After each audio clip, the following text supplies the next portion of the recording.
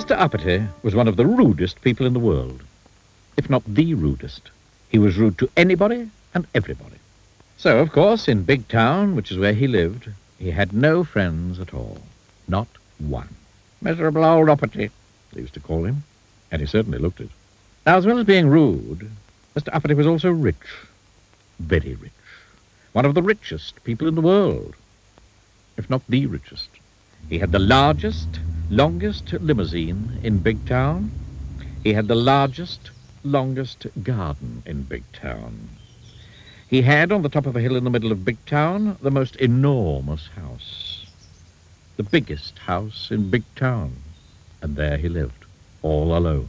Miserable old Uppity. One day, Mr. Uppity was walking in the gardens of his enormous house, when suddenly he heard a voice. "Hello," said the voice. Mr. Uppity looked, and there, in one of his hundreds of flower beds, was a goblin. "Are you not going to say hello to me?" said the goblin. "Go away," said Mr. Uppity rudely.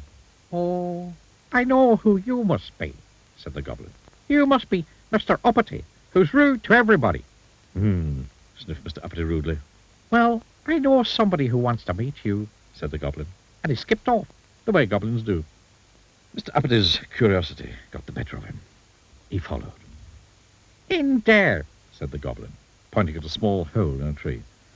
"Don't be silly," snorted Mr. Uppity. Oh, I'm not being silly," said the goblin. "Yes, you are," snapped Mr. Uppity. "I can't possibly get in there." "Aha! smiled the goblin. And then he said a magic word, known only to goblins, which sounded like wobbling, something like that. Suddenly, Mr. Uppity started shrinking.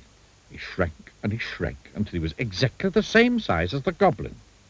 "Turn me back to my proper size at once," spluttered Mr. Uppity in a rage. "I shan't," grinned the goblin. And so saying, the goblin climbed through the hole into the tree. Poor Mr. Uppity didn't know what to do, so he followed him. Inside the tree, there was a staircase going down and down. It led directly to the kingdom of the goblins. "I demand to be taken immediately to whoever is in charge," said Mr. Uppity angrily. "Oh, you shall. So you shall," grinned the goblin. And he led Mr. Uppity through the streets of the kingdom of the goblins until they came to a palace. The goblin and Mr. Uppity passed through the gates and into a courtyard and through some more gates and along a long corridor and through some large gold doors and into a huge room. And there, sitting on a gold throne, was the king of the goblins. "Your Majesty," announced the goblin, bowing low, "may I present Mr. Uppity?" "Ah," said the king. "So you're the fellow who goes about being rude to everybody, doesn't have any friends." "Rubbish," said Mr. Uppity rudely. "I can see that what I have heard is true," said the king, looking at the indignant Mr. Uppity. "You're much too puffed up with your own importance. Therefore," he continued, "I'm going to allow you to be turned back to your proper size. But when you get back to Big Town, if you're rude to anybody at all, you will immediately shrink to the size you are now. Do you understand?" The goblin then took Mr. Uppity back through the kingdom of the goblins and up the staircase and out of the tree at the bottom of Mr. Uppity's garden.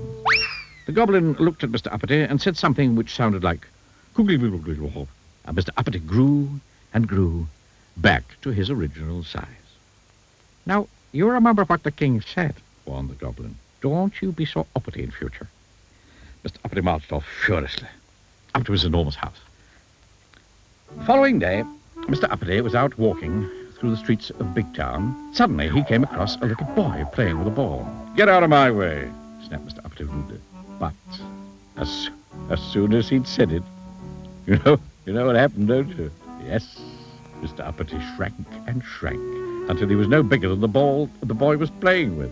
"Oh, dear," he gasped, and then he thought. "I'm sorry," he said to the boy. "What I meant to say was, please could I get past?" Immediately, Mr. Uppity grew to his original size, and the boy moved, and Mr. Uppity went on his way. Then he met an old lady carrying a large shopping basket. "Excuse me," she said to Mr. Uppity. Could you tell me the time, please? No, said Mr. Uppity rudely. But as soon as he'd said it, you know what happened, don't you? Oh, dear, he gasped, and then he thought. I'm sorry, he said to the old lady. What I meant to say was, it's 11:25. Immediately, Mr. Uppity grew to his original size, and the old lady thanked him, and Mr. Uppity went on his way. Then he went and bought a newspaper from a man standing on the corner of the main street in Big Town. He was just about to walk away when suddenly he stopped and thought, turned back to the man and said, "Thank you." Thank you was a word Mr. Uppity had never used before. The man smiled. A smile was something Mr. Uppity wasn't used to getting. Thank you was a word Mr. Uppity not only had never used before, but it was a word he'd never had said to him before. Mr. Uppity smiled. He felt happy. Happy was a feeling Mr. Uppity wasn't used to feeling. He liked it. And do you know, from that day forward to this day backward, Mr. Uppity is a changed person. He's still the richest person in Big Town, perhaps the richest person in the world. But now he has lots of friends, and he smiles a lot, and he never gets that shrinking feeling. And do you know which two words Mr. Uppity uses most of all these days? Please and thank you.